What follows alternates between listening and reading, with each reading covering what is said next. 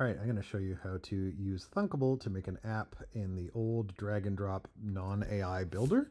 In case you want to see how to do that, you can do that by visiting x.thunkable.com instead of just thunkable.com, and that'll bring you to the old ability to create a project with the drag and drop builder.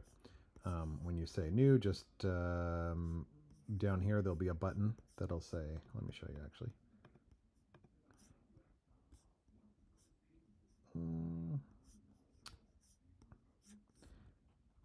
It might say, this button might change, and instead of saying try AI app generator, it'll say try the old one. Anyway, you can go ahead and choose a category for it to go under. I'm going to say just testing. I'll call this just testing also. And I'll say create. I'm going to close that. And I'm going to close that.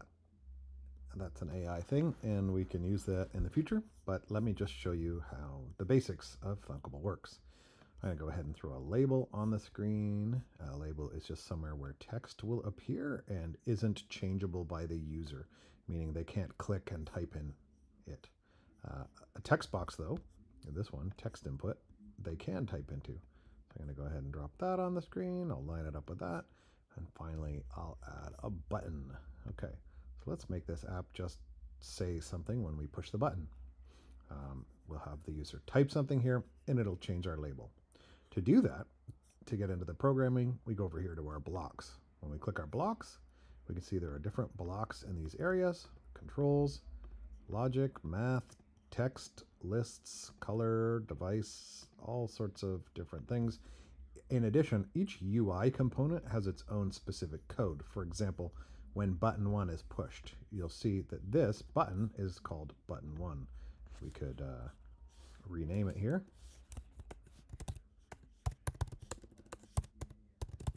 And then it's called button the button. So when button the button is pressed, what do we want to happen? Well, for now, let's just change the text in our label. So to do that, we go and we look for blocks under our label. And we want to set the label's text to some text. Let's grab that, and we'll just write hello. So when we push the button, when we click it, it'll set our label's text to hello. Let's give it a test. Back here in design, we can push web preview, push our button, changes our label from label to hello. It works. All right, let's get a little more complicated here. What if our user types their name up here? So let's prompt them to do that.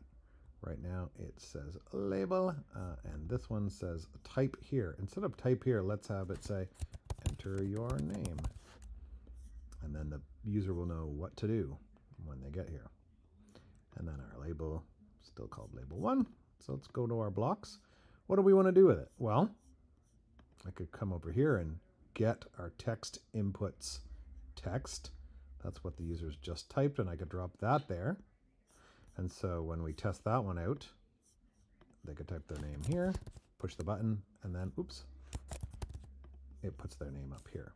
But let's do one step further. Let's have it say hello, and then the person's name.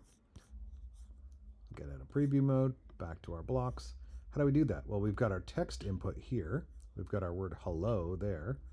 What we want to do is we want to join text together. We can do that with this block here.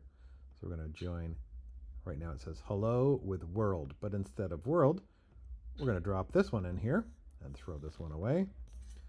So we'll join the word hello with our text inputs text, and it should say hello and whatever their name is. Let's give it a test. Hello, Matt. I could go one further and make this uppercase H. Hello, Matt. And I could add one more block here and add text and put an exclamation point if I want. Hello, Matt, exclamation point. Let's test that.